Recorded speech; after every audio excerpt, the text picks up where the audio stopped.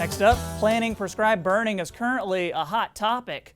With a limited number of days available to conduct a burn, having a plan in mind is key to success.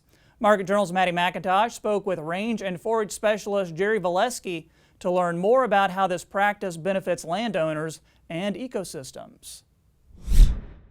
Prescribed burning is a pretty common practice in Nebraska and many other states as well. And in Nebraska, one of the primary reasons or objectives prescribed burning is used is to control eastern red cedar trees.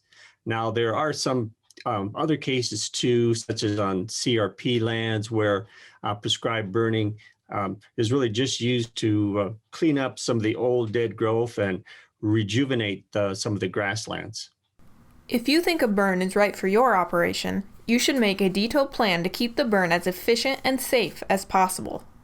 We encourage producers that are thinking about a prescribed burn is that they do need to do some planning ahead of time to make sure that it's done safely and correctly.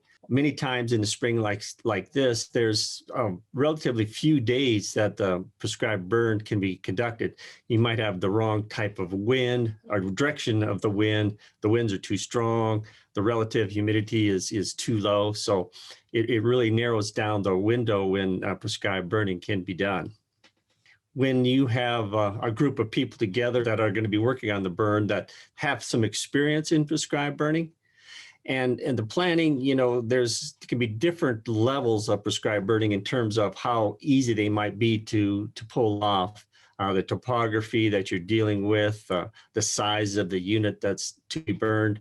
And, even in some cases, planning a year ahead of time can be required because of the, potential difficulty in conducting a certain type of burn. In some other cases, if it's a relatively small field that's going to be burned, producers will, mow a burn line to help control that prescribed burn that's going to take place. A prescribed burn can't just be done on a whim. To conduct one, you need a permit from your local fire chief. There's also groups of fellow landowners experienced with prescribed burns who may be able to help you. One other important thing about that plan too is to have a fire or burning permit from your local fire chief, and that's required within the state of Nebraska. And then also, I think, in relation to this prescribed burning, we're seeing a lot of landowner groups forming across the state and have been in place for a number of years. And so these are actual landowners that are partner up with each other, and then they have been getting some equipment and already have some experience in prescribed burning. And so they're sharing their labor with each other and helping conduct these prescribed burns.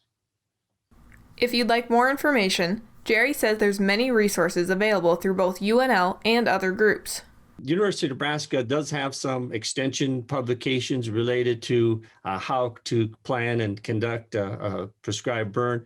There's several non-university agencies such as Pheasants Forever, Game and Parks Department also have some staff that are have expertise in prescribed burning and are really willing to help out some of the individual landowners in planning and conducting a prescribed burn. Reporting for Market Journal, I'm Maddie McIntosh.